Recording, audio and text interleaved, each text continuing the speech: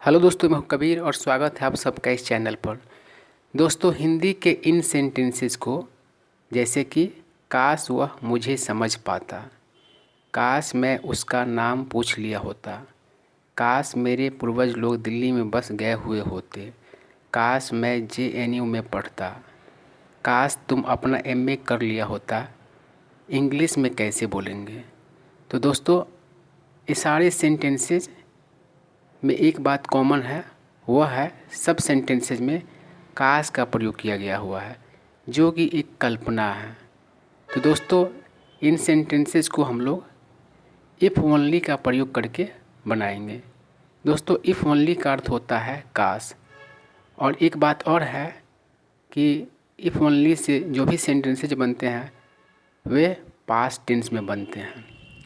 तो चलिए एक एक करके सारे सेंटेंसेस को हम लोग डिस्कस करते हैं। तो दोस्तों, पहला सेंटेंस है काश वह मुझे समझ पाता।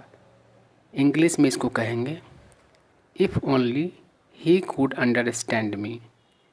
दोस्तों, कैन का पास्ट फॉर्म कुड होता है और यहाँ पर समझ पाने का बात है, अर्थात समझ सकने का बात है, इसलिए कुड का प्रयोग किया गया हुआ है। तो काश वह मुझे समझ पाता, इसको इंग्लिश में बोलेंगे if only he could understand me. अगला सेंटेंस है काश मैं उसका नाम पूछ लिया होता। तो दोस्तों, इसका इंग्लिश होगा if only I had asked her name. यह सेंटेंस पास्ट परफेक्ट का है। काश मैं उसका नाम पूछ लिया होता, इसको इंग्लिश में कहेंगे if only I had asked her name. अगला सेंटेंस है काश मेरे पूर्वज लोग दिल्ली में बस गए हुए होते।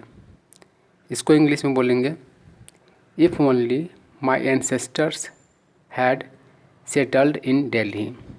दोस्तों, पूर्वज का इंग्लिश होता है एंसेस्टर और बस जाने का इंग्लिश होता है सेटल हो जाना। तो काश मेरे पूर्वज लोग दिल्ली में बस गए हुए होते, इसको इंग्लिश में कहेंगे if only my ancestors had settled in Delhi. अगला सेंटेंस है काश मैं JNU में पढ़ता। इसको इंग्लिश में बोलेंगे if only I studied at JNU। If only I studied at JNU। JNU university है जो कि इंडिया का टॉप यूनिवर्सिटी में से एक यूनिवर्सिटी है, जवाहरलाल नेहरू यूनिवर्सिटी। काश तुम अपना MA कर लिया होता। If only you had completed your MA। If only you had completed your MA। काश वह तैयारी करके आता। If only he came prepared. If only he came prepared. काश बारिश नहीं हुई होती। If only it had not rained. If only it had not rained. काश हम लोग उन लोगों से दोस्ती कर लेते। If only we befriended them. If only we befriended them.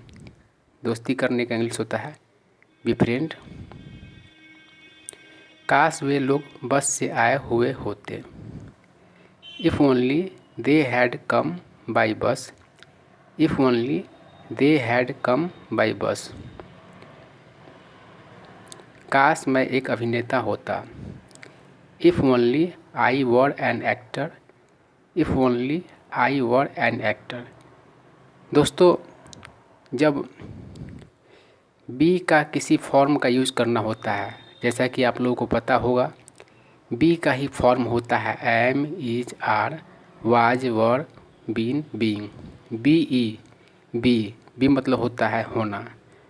तो उससे हम किसी का प्रोफेशन व्यक्त करते हैं, जैसे कि I am an English teacher. तो यहाँ पर प्रोफेशन का बात हो रहा है, या फिर हम किसी की क्वालिटी खूबी खामी को बताते हैं, जैसे ही इज़ ऑनेस्ट, वह ईमानदार है। तो बी का प्रयोग करके हम लोग खूबी खामी या फिर किसी का प्रोफेशन बताते हैं, और बी का ही पास्ट फॉर्म में यूज हो जाता है तो वाज वर्ड का प्रयोग किया जाता है। तो दोस्तों यहाँ पर एक बात ध्यान देना है कि सब्जेक्ट चाहे कोई भी हो, इफ़ ओनली के साथ वर्ड का ही प्रयोग होता है। आप देख पा रहे होंगे सेंटेंस में कि आई है सब्जेक्ट, इसके बावजूद वर्ड का प्रयोग किया गया हुआ है। तो कोई भी सब्जेक्ट हो, इफ़ ओनली के साथ जब आपको प्रोफेशन, क्वालिटी ये सब दिखाना हो तब वर्ड का ही प्रयोग करेंगे। और अगर एक्शन वर्ब होगा तो फिर पास्ट फॉर्म में आप प्रयोग करेंगे।